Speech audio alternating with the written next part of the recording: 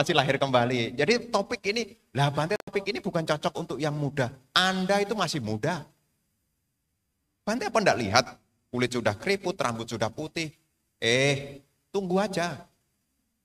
20 tahun lagi. Kalau 20 tahun lagi belum datang, 50 tahun lagi. Pasti balik lagi remaja lagi. Kalau jadi manusia. Apa yang kita pelajari itu tidak artian benar. Ini akan kita bawa lagi. Makanya dalam upaya menyempurnakan parami itu ya, apa yang sekarang sudah disempurnakan, nanti akan terkondisi lagi. Makanya meskipun dalam tanda kutip ada usia, saya kasih semangat, nggak usah kecil hati. Nanti jadi anak-anak lagi kok. Anak-anak lagi, dewasa lagi. Ya, semua berlaku sama, wong kita dalam hidup ini belum arahat kok. Kelahiran akan berulang. Tapi akan menjadi potensi yang baik kalau kita bisa meninggalkan 3 belenggu ini.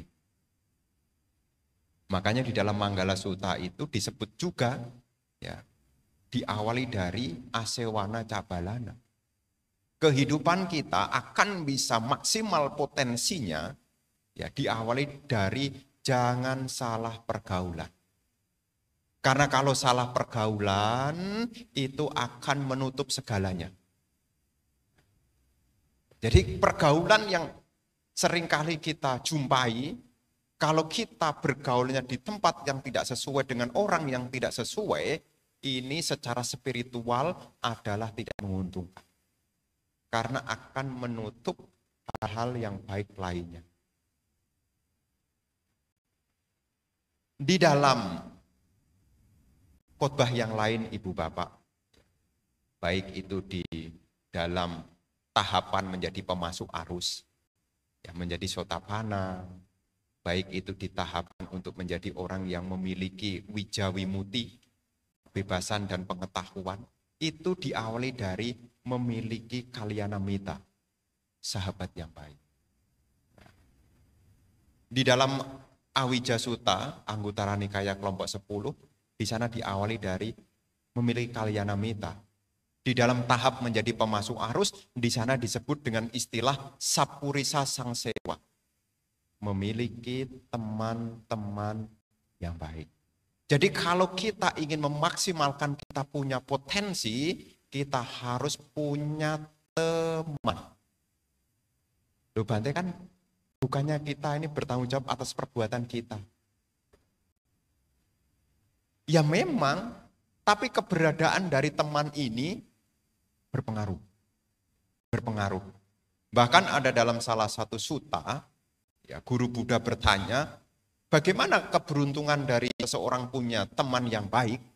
Ya, Sang Buddha menyebut di sana, kalau kita punya teman yang baik ini akan membantu sepenuhnya, bukan separuh, sepenuhnya kehidupan suci. Ya, jadi kalau ibu bapak sekarang mungkin belum maksimal, Anda bisa toleh kanan, toleh kiri.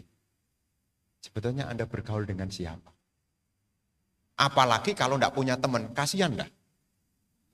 Ya, kasihan dah. Ya, punya coaching. Harus ada coachnya, pelatih. Dulu trainer istilahnya, sekarang istilahnya coach. Ya, coach ini adalah teman yang baik. Ya, dia akan mentoring, akan membimbing, akan mengarahkan. Kalau kita lupa, dia akan mengingatkan. Kalau kita salah, dia bisa menunjukkan. Ya namanya manusia ini kalau enggak punya teman ini banyak kelirunya loh. Anda bisa pintar begini karena Anda punya guru loh. Kalau enggak punya guru, enggak bisa loh. Guru yang pertama siapa? Ayah ibu. Ya. Guru yang pertama adalah ayah dan ibu. Guru yang kedua adalah guru sekolah. Guru yang ketiga baru ketemu Bante. Biasanya kalau sudah sekolah sudah mulai ada tugas dari sekolahan. Sana ke wihara minta tanda tangan Bante. Nah, mulai kenal tuh dari situ tuh. Ya. Tapi guru yang pertama adalah ayah dan ibu. Makanya jasa besar anak ini harus berbakti kepada ibu dan ayah. Karena ibu dan ayah adalah guru yang pertama. Sebelum ada guru-guru yang lain. Guru yang pertama. Jadi keberhasilan seseorang bisa memaksimalkan potensi dalam hidup ini harus punya teman yang baik. Ya dalam bahasa tadi saya bilang, ya harus punya guru lah. Ya, harus ada gurunya yang membimbing, yang mengingatkan.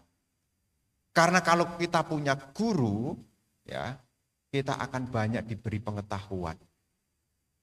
Dalam istilah dhamma, ya, yang kedua adalah saddhamma sawanang. Kalau kita ingin memaksimalkan potensi yang kita miliki, kita harus banyak mendengar. Selain ada guru, ya, guru itu kalau menyampaikan sesuatu, kita mesti banyak mendengar. Artinya di sini kita mesti harus belajar. Belajar. Kadang-kadang untuk belajar itu ada rintangannya loh. Kayak orang meditasi itu juga ada rintangannya. Untuk jadi orang sukses itu juga ada rintangannya. Dan rintangan yang paling awal, ya, kita masih putu jana ini, ya, untuk mau berjuang dengan sungguh-sungguh, rintangan yang paling awal yang menghambat kita, ini adalah kama canda. Pengalaman-pengalaman pintu indria yang menyenangkan. Kalau sudah ketemu yang menyenangkan, sudah tidak mau belajar. Ya, terbukti dan teruji kalau Bante ngisi di sekolahan. Saya suka tanya anak-anak, pilih mana? Belajar atau main game? Hampir menjawab 80% itu main game. Apa alasannya? Main game tidak stres. Main game itu menyenangkan.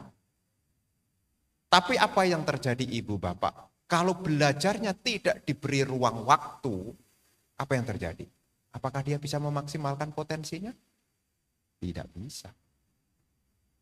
Makanya sebagai umat Buddha itu, yang pertama kalau kita ingin memaksimalkan potensi yang kita miliki, ingin memunculkan potensi yang kita miliki, ya kita harus mencari teman yang baik. Apakah guru, apakah trainer, apakah coach, ya istilahnya kan macam-macam. Apakah masternya, ya mesti ada daya mendekatkan diri. Yang kedua, mesti mau banyak mendengarkan. Apa maksudnya Bante? Kalau seseorang itu banyak pengetahuan, apa yang terjadi? Orang ini akan tahu mau kemana, apa yang mau dicapai. Kalau tidak punya teman, tidak pernah mendengarkan nasihat yang baik, kira-kira waktunya dipakai untuk apa?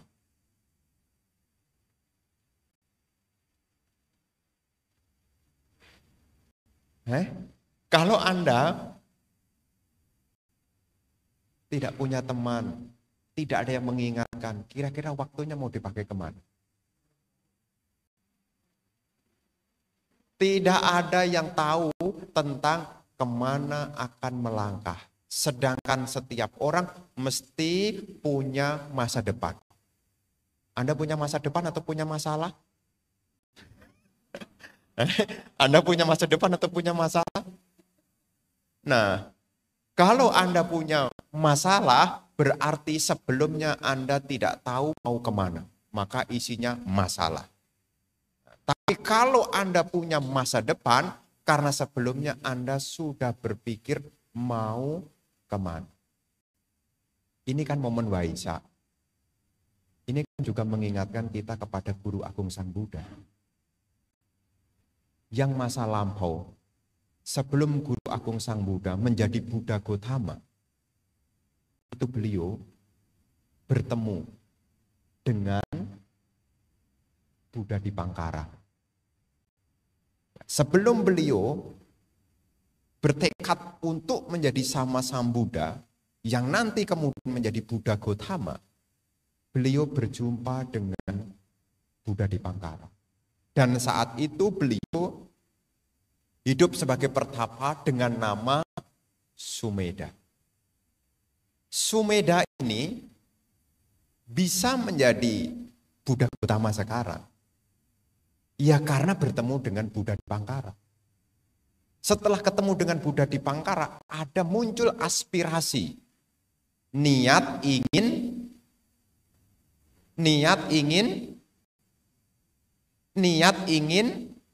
menjadi sama Sang Buddha. Kalau tidak ada niat, kira-kira Tapa Sumeda memaksimalkan enggak potensi dia? Enggak mungkin.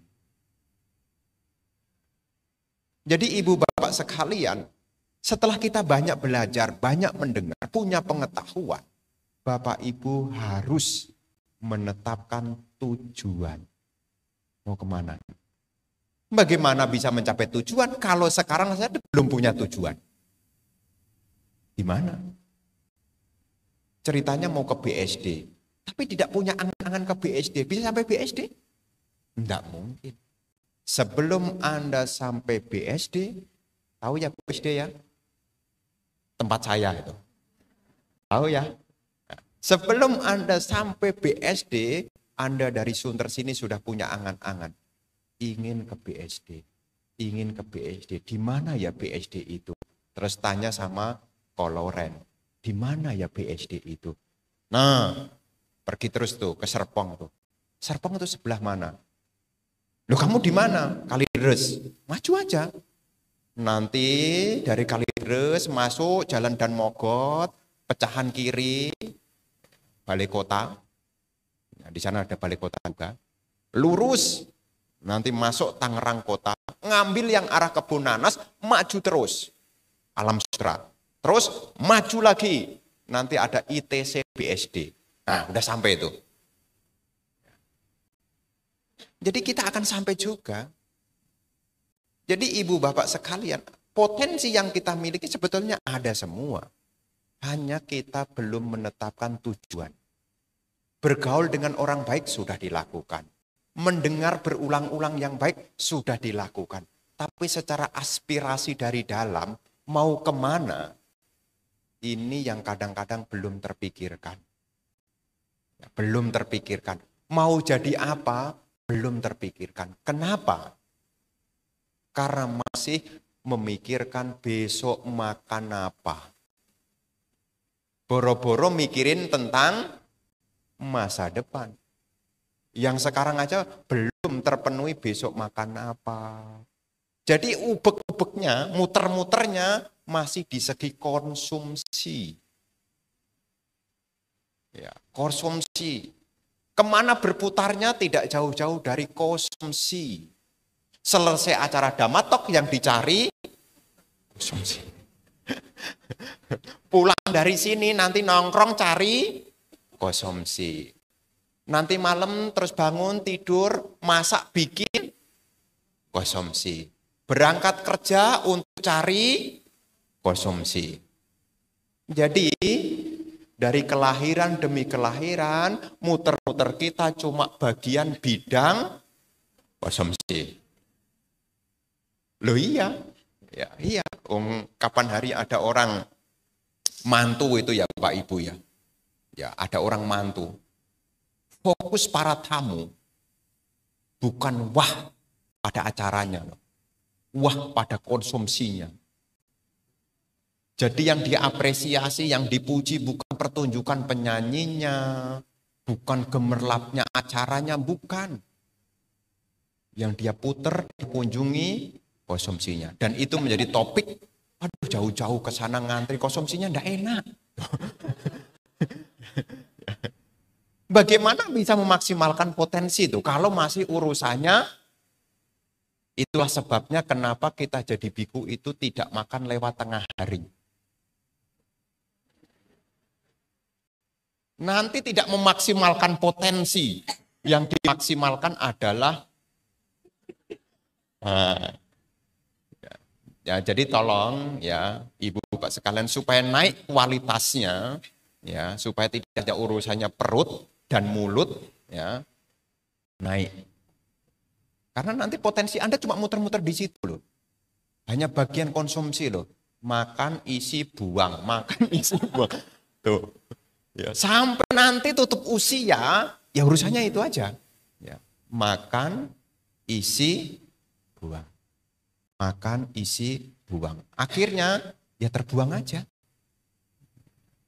Makanya nanti sekali-kali ya tidak makan lewat tengah hari. Ya, saya tidak mencari teman loh ya.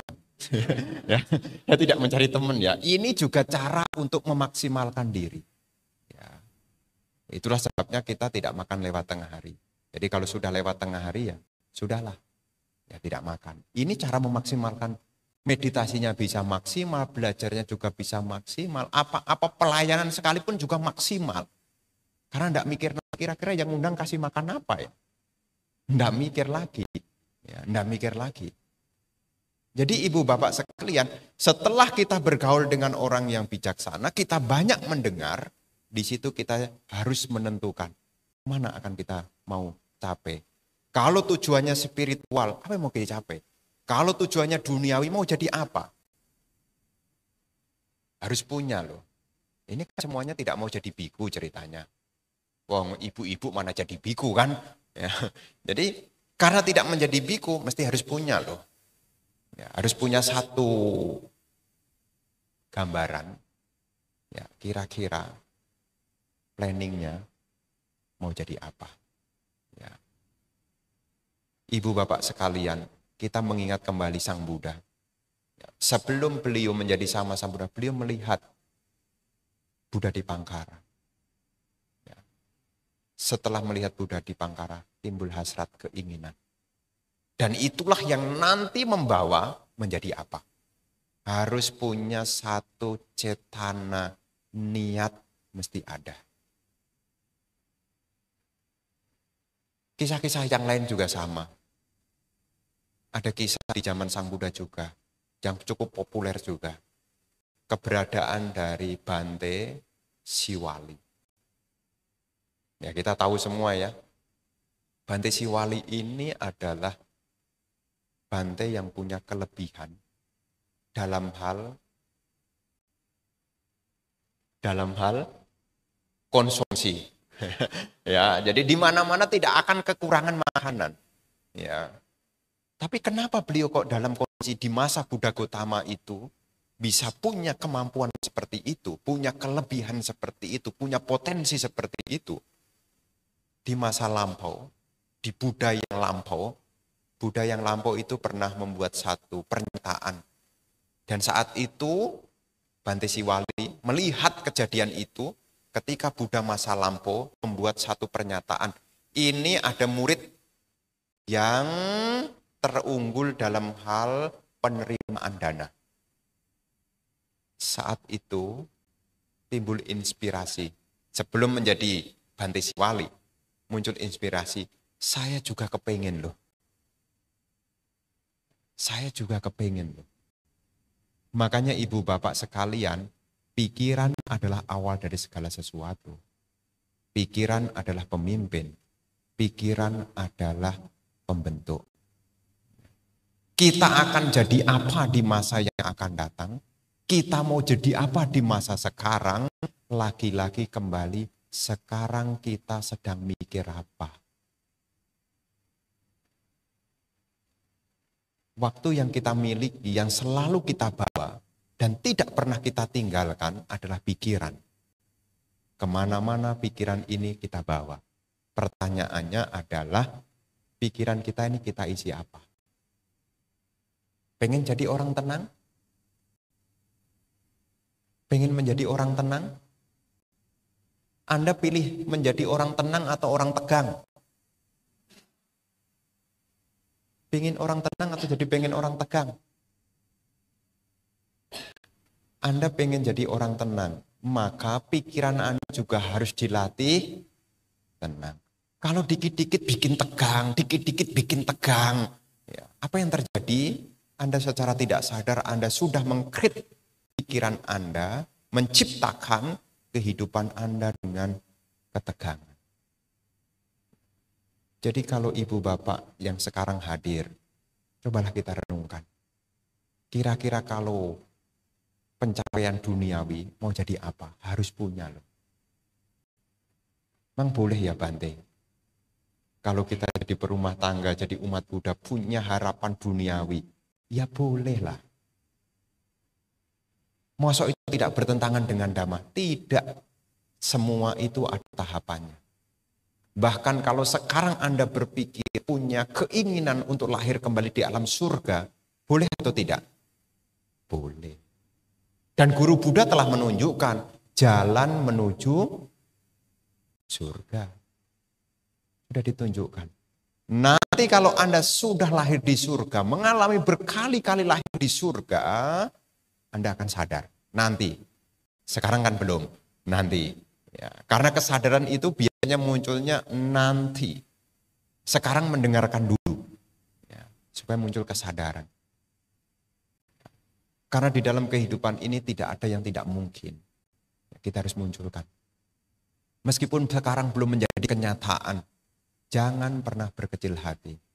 Karena untuk memaksimalkan kita punya potensi, kita harus meriksa.